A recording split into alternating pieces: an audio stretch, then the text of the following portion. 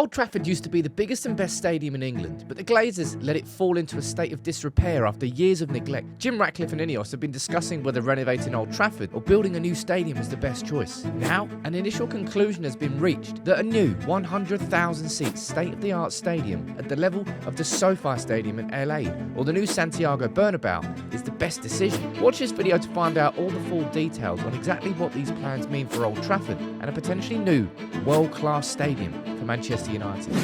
What Ineos decide to do with Manchester United Stadium is, in my opinion, the biggest decision that they have to make.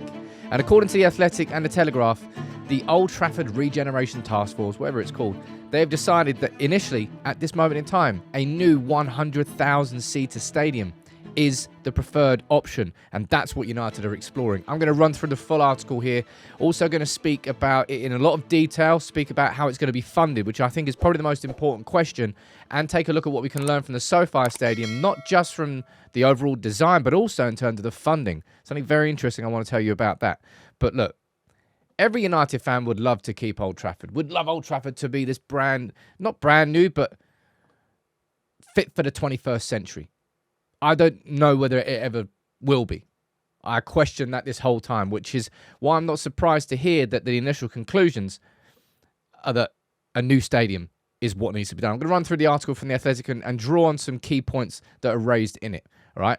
Manchester United will aim to build a 100,000-seater stadium should the club press ahead with plans to move to a new Old Trafford. The joint task force is set up to explore the options, is currently focusing attention on what a new build might look like and how it could be financed, having concluded initially that this is the best way to transform fan experience. Now, of course, anything to do with Old Trafford is not just to do with Old Trafford. It's to do with the surrounding areas. It's a regeneration project of that area of Manchester just as much as it is about bringing world-class facilities to Manchester United. It's both of those at the same time, which is an important aspect of this. And again, why we can lean towards the SoFi Stadium as a bit of a case study. Not a precedent, but a case study. Ratcliffe's preference has always been a new stadium. We've known that from the beginning. The alternative, improving stand by stand, would have... It just seems unfeasible. Would mean reduction of capacity. How are you going to rehouse the season ticket holders? I mean, how do you even do that? It's a lot. It's a lot. And the unfeasibility of the regeneration of Old Trafford has always been basically the main reason why I thought a new stadium was likely. There is expected to be a major difference in cost, right? New builds expected to surpass £2 billion. Renovation will be about half that amount, but it'll probably go up a little bit more, right? The group has met 4 times, with the latest being this week when Neville raised the subject of how it would appear architecturally. And I think that's a really important part for a lot of United fans. And I go back to this photo here, and I spoke about this in the live show this morning. So you look at Old Trafford and it's the roof, it's the aesthetic. You look at it and go, that's Old Trafford. And that unique visual aspect of it is extremely important to United fans. The red bricks, the distinctive roof, the industrial feel, and that would have to be taken into any new stadium, and I imagine it would. But when we go down here, look, United are conscious of avoiding a new stadium, having too modern a finish. This right here, I'd say, is probably the most prevalent and important question, right? Financing. All possibilities are being considered. Ratcliffe providing funding, naming rights, sponsorship, club borrowing. More debt? No, thank you. United own a lot of land, and the costs are astronomical, really. When it comes to building a new stadium, it always is. But when you look at the SoFi Stadium, now, I'm not saying that, Manchester United just go and build a SoFi Stadium, but there's more to this whole project than just an incredibly impressive stadium when it comes to the comparisons, and why I think United are going to be looking at this as a project where they can probably learn from, right? This was the land before the stadium was built, right? And you can see how much of a regeneration project that has undergone. I think this is actually from the different side, because if you look at the back of it, there's some park over there, so unless they've removed the park. I think this from the other angle. However, you can see just how much regeneration has gone here. Quite unique setup for a stadium as well. I think so anyway. And we go to this one as well. And this was a video that was taken when construction was going on. I didn't realise how big the platforms were at the top of the stadium, like the concourse up there. It's about 3 times the width of the concourse at Old Trafford, and that's just for the top kind of viewing platform down. It's an incredibly impressive stadium, right? And what I've done is I've done a little bit of research here into the actual construction of it and the funding of it, okay? Because the costs were huge. Initially, there was supposed to be around about 1.86 billion. That rose to 2.6 billion. That rose to 5 billion. And the SoFi Stadium is now the most expensive sports stadium in the world. 5.5 billion. And in terms of funding, we go down here. Naming rights, right? Again, let's have a little look at what happened over there. SoFi is a San Francisco-based financial services company. They signed a 20-year deal valued at over 30 million per year. So that's 600 million that they've pledged over the first 2 decades of that stadium existing. And of course, this stadium is going to be there for a lot longer than that. So that's 600 million they've got. And you can see down here, right? As I said, it is currently the most expensive stadium in the world at 5.5 billion. Now, how did they pay for that? And that's where it gets interesting.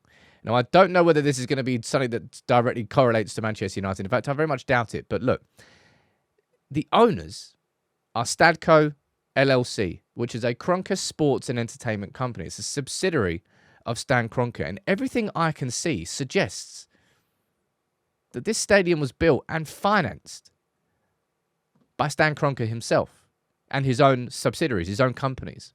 Now, if we look at the private wealth of Stan Kroenke, 16.2 billion. That dude is rich.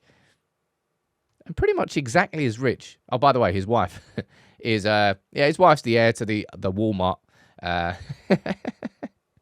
That's not bad. That's not a bad heiress to have anyway. That's some power couple. But look at the wealth here of Stan Kroenke. Look at the wealth there of Jim Ratcliffe. I think it's definitely going to be a possibility. I'm not saying that Jim Ratcliffe is going to go and pay for it. But effectively what Stan Kroenke has done here, right, we'll go back to this, financed the building of this stadium and owns this stadium. And that is a huge amount of land, a huge amount of wealth and political power, I suppose, to hold inside LA. And Stan Kroenke has obviously valued that at more than just the investment. Could Jim Ratcliffe do the same thing? Well, according to Google, he could certainly afford it. And when it comes to the SoFi Stadium, how it looks, it is an incredible stadium. And what they've done, as I said, with the regeneration of the area from that to that. Now, obviously, if you look at the area around Old Trafford here, right, Wharfside, that area between Old Trafford and Media City over there, it's kind of like just this. It's just an area which has needed investment for a long time. And this is part of the whole plans.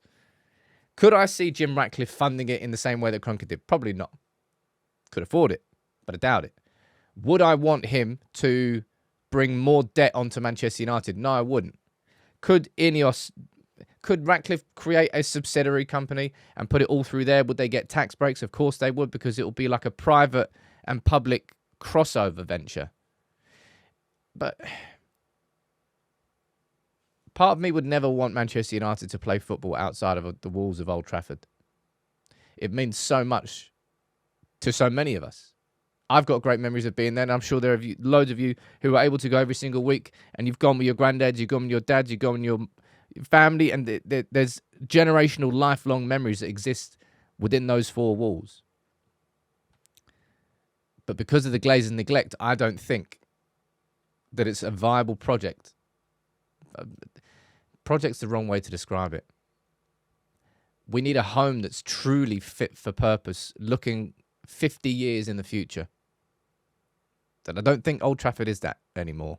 Hence why this 100,000-seater stadium is, well, according to the reports, that's the initial conclusion now. Now, there's going to be more fan consultation. If I go back through the article, there's a little bit more info down here in terms of, look, Colette Roche and Omar Barada are in LA. They've looked at the SoFi Stadium, trying to get a first-hand view of what happens there.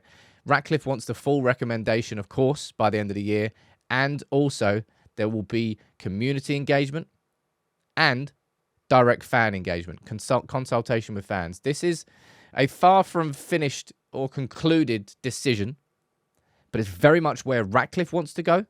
It's very much where United are going right now. And it's what the initial conclusions are. There's more work to be done.